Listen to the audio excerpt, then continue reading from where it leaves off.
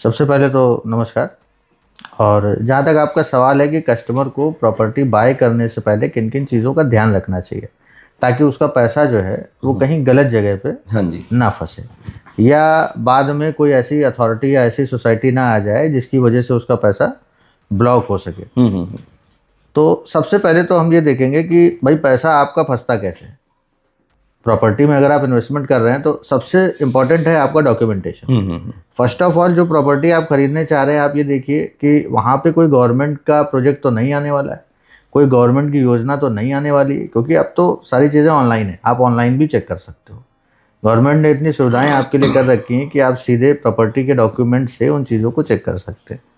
दूसरा ये होता है कि जितनी भी ऐसी सोसाइटीज़ होती हैं जो अवैध हैं या जहाँ पे मानक नहीं पूरे किए गए, या जैसे आपने बताया कि बाद में बुलडोजर आता है तोड़ के चला जाता है, तो ऐसा ना हो, उससे कैसे बचा जाए। तो उससे बचने का तरीका ये है कि भाई देखिए, यूपी की जो गवर्नमेंट है उसका सीधा सा ये आपको निर्देश है जो भी डेवलपर्स हैं कि आप कोई भी सरकारी ज़मीन पे निर्माण कार्य मत करिए। जैसे तालाब की ज़मीन हो गई, पश्चर की ज़मीन हो गई, वन विभाग हो गया, ग्राम समाज हो गया, वो ज़मीनें आप छोड़ के चलिए।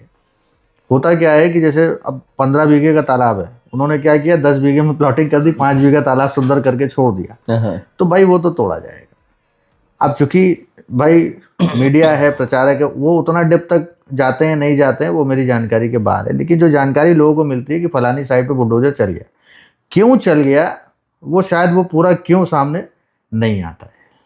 उसके यही कारण है कि कोई ना कोई सरकारी अंश उसमें होता है या दूसरा मानक पूरे नहीं होते। अब फर्स्ट ऑफ ऑल जहाँ तक पैरामीटर की या मानक की बात आती है, तो अगर आप ऐसे डेवलपर से खरीद रहे हैं जिन्होंने सारे मानक को ऑलरेडी पूरा कर रखा है, तो उनके पास अप्रूवल होगा, आप उनसे अप्रूवल ले लीजिए। जैसे एलडीए है, आवास विकास है, या बहुत सारे केसेस में हमारे पास जिला पंचायत है, गवर्नमेंट की अलग अलग बॉडीज़ हैं जिनसे अप्रूवल मिलता है डेवलपर्स को या लोगों को, तो आप अप्रूवल मान सकते हैं। अगर उन्होंने करा लिया है तो आप रेरा देख सकते हैं, उनका रेरा चेक कर सकते हैं कि क्या उनका रजिस्ट्रेशन रेरा में है या नहीं है। अगर कोई आप बिल्डिंग के प्रोजेक्ट में जा रहे हैं या कोई ऐसे विलास के प्रोजेक्ट में जा रहे हैं जहाँ पे कंस्ट्रक्शन वर्क इन्वॉल्व है, तो आप रेरा वगैरह भी चेक कर सकते हैं।